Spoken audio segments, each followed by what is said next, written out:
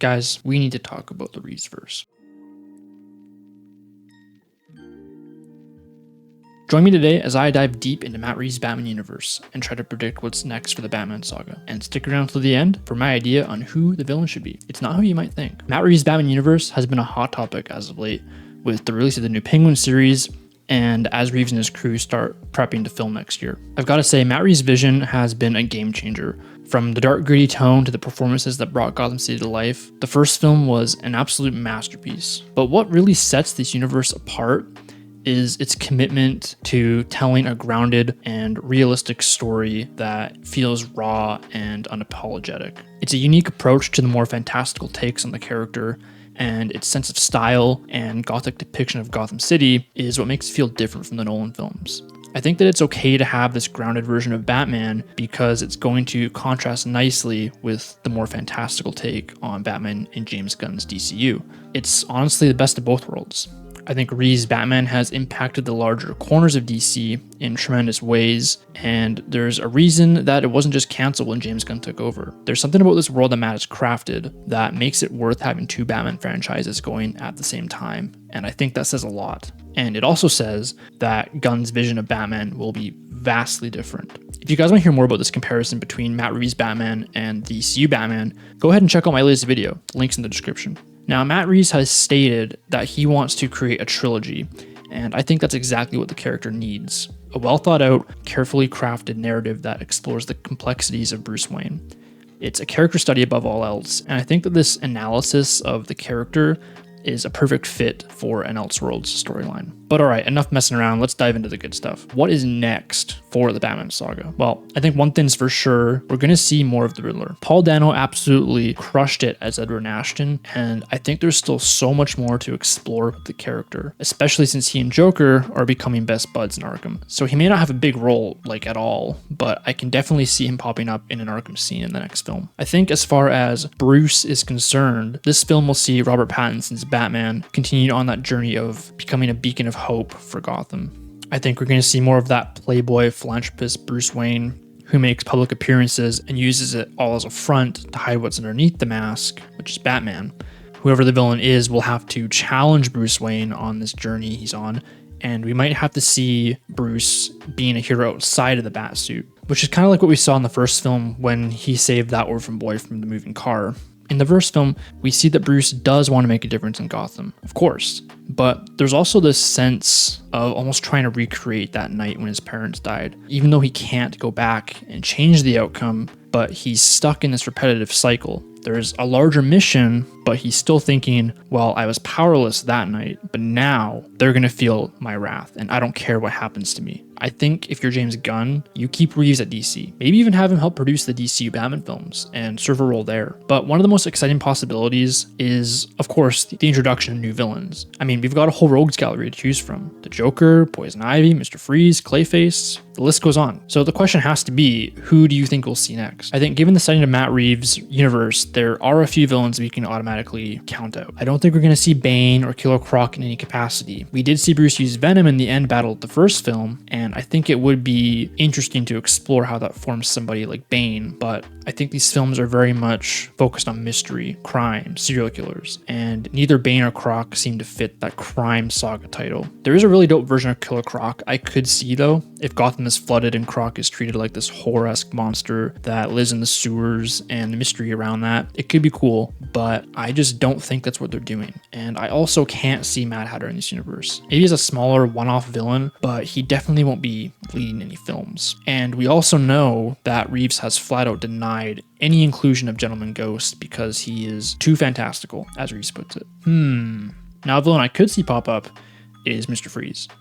And he has been a top theory since the first film's release, and for good reason. Victor Freeze is a character with an arc that would sing in this universe. To go from a serial killer maniac like the Riddler to somebody who's just trying to do everything he can to save the love of his life. If they had elements from the storyline in Batman the Animated Series, and you give Victor this really compelling emotional arc, I think you got something really special on your hands. I absolutely think that the Court of Owls are going to be revealed to be behind a lot of things going on in Gotham. Bruce's mom being in a mental institution, the murder of the Waynes, the mystery of who are the members of the court, etc. But the court being the villains of the second film in a trilogy seems pretty unlikely, so I think they will continue to operate in the shadows, pull strings, and will make their grand entrance in the final film. How the villain of the second film ties into the court remains to be seen, but I do not think that the mystery that the Riddler set up in the first film goes away at all, and the Court of Owls seemed like a logical way of tying all of this together. Now, another villain that could make his way into the Reevesverse very easily is Scarecrow. It would have to be something different from Batman Begins, but I think going more in the direction that Arkham Knight went in, especially with the costume, would be really cool to see, and Batman having to face the fears and the demons of his past as he navigates this new journey he's on, and maybe Scarecrow turning the city against Batman with his fear toxin. There are definitely some fun ideas for this route, but I do have one more villain idea for you before I get into my main theory of who it could be, so let's talk about that. So the last villain on my maybe list is Clayface. There is a strong case for Matt Reeves to use the classic version of Clayface from the golden age of comics, and not the monster version that we know today. This could be a really fun serial killer idea with him switching faces and making it difficult for Batman to track him down. And if I didn't have my eyes set on this next villain, Clayface would be a top contender for who I think Reeves will pick. Alright, now before we get into my main villain theory for this film, I just want to talk about a few more aspects that may or may not make their way in, specifically from the Batman prequel novel. So, I don't believe this novel is fully canon. It even says in the bottom of the book, inspired by the film, but this was released by DC themselves, and I do think there are things that we can take from it that could make their way into the sequel.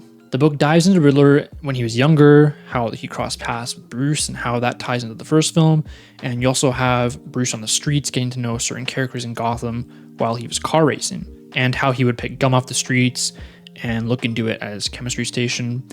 It also told us how he went to various universities around the world where he got his martial arts training. And there's a heavy focus on telling a story of how Bruce got to where he is in the first film. But we have to also remember that Matt Reeves was not involved in this novel. So a huge question for me personally is where Bruce really did get his training. Did he go all around the world? Or was it just through Alfred and his MI6 background? If Alfred started training him and sparring with him after his parents were killed, maybe at first it was just a way for Alfred to do what he could to help Bruce through this horrible tragedy, work through some aggression, self-defense, blow off steam. But over the course of like 20 years or however long it's been, he would get very good at it, wouldn't he? So driving him to a point where he would start to think about this larger mission and eventually becoming Batman, which is obviously something Alfred never saw coming, and he probably fears what could happen to Bruce at any given night, but he's still supporting him at this point, because really it's not like he can stop him, he's Batman. So he definitely does whatever he can to help, code cracking, sparring, etc., while at the same time making sure Bruce fulfills his duties at Wayne Enterprises. It's a tricky role for him to play, but it's quite an important role. It's quite hard to imagine where this version of Bruce would be without Alfred. I do think just in the realm of how Reeves wants to tell this grounded character-driven story, that I don't see this version of Bruce Wayne traveling the world to train. There is a strong chance that this training was solely done by Alfred. And in this film, we get this line of dialogue. I could teach you how to fight, but I wasn't equipped to take care of you. You needed a father, and all you had was me. In a behind-the-scenes clip, Matt Reeves even talks about a deleted scene of Bruce and Alfred sparring. It was their routine after Bruce's night out in the city. So this was another sort of reinforcement that Alfred was indeed Bruce's sole trainer, and that this sparring they do every night is meant to hone and sharpen Bruce's skills, and it certainly keeps Alfred staying young. So with all that said, I would really love to see Alfred have an even stronger presence in this film, which is not something I usually say is the highlight of a Batman movie, but man, Andy Serkis really does bring so much intrigue to the character, and you definitely want to see more of him. I also want to see Bruce's combat continue to evolve. It was such a highlight of the first film. It was so raw and brutal, very akin to the Daredevil combat in the Netflix show.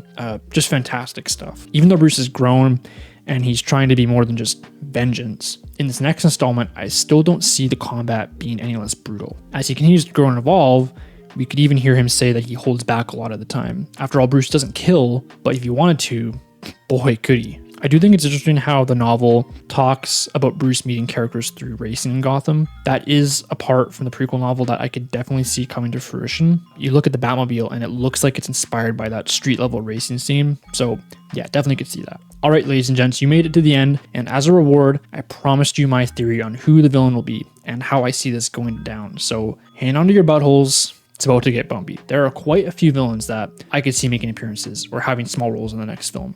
Two-Face, for example. The Court of Owls could keep being teased. Joker continuing to make his presence felt in Arkham. Maybe there's an escape at the end of the second film. Maybe we even get another tease of Hush for the third film. But if I had to pick one villain to be the main one for this part 2 film, if I had to choose, my number one pick would be Man-Bat.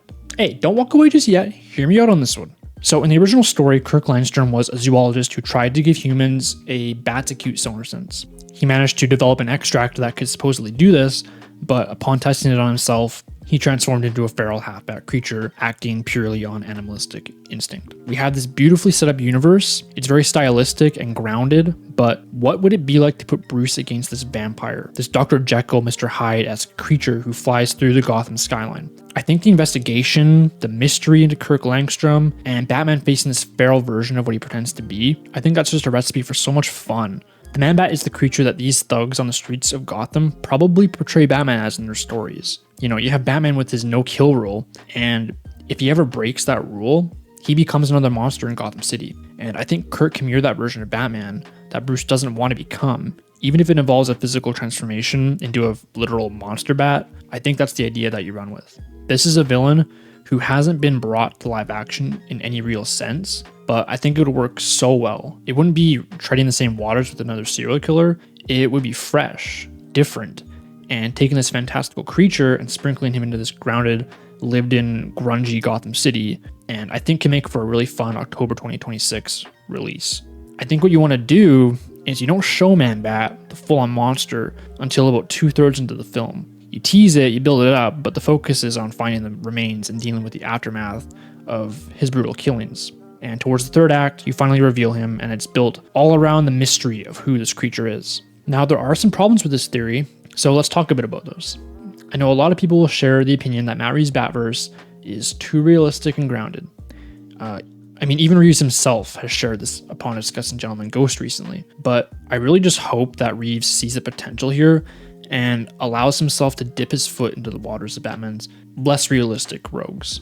I don't think Man-Bat works at all in the Nolanverse with Christian Bale, but the Reeves Batverse, it's stylized, it's got texture and grit, it feels lived in, and I think just because the first film's villain was like a hyper-realistic take on the Riddler, I don't think that rules out this version of Gotham being able to dive into the supernatural a little bit. Obviously not full-on ghost or anything, but edging that fantastical line with a creature thriller of an experiment gone wrong, I think it's just perfect. Now, another thing worth discussing is how they can make Man-Bat tie into the larger mystery of the Court of Owls. I think that's something else worthy of exploring, because I do think you need to keep that mystery tied into the Waynes as a through line through the films, and I don't think it's as surface level as, oh, Kirk was working on something for the court and it went horribly wrong, or something silly like that.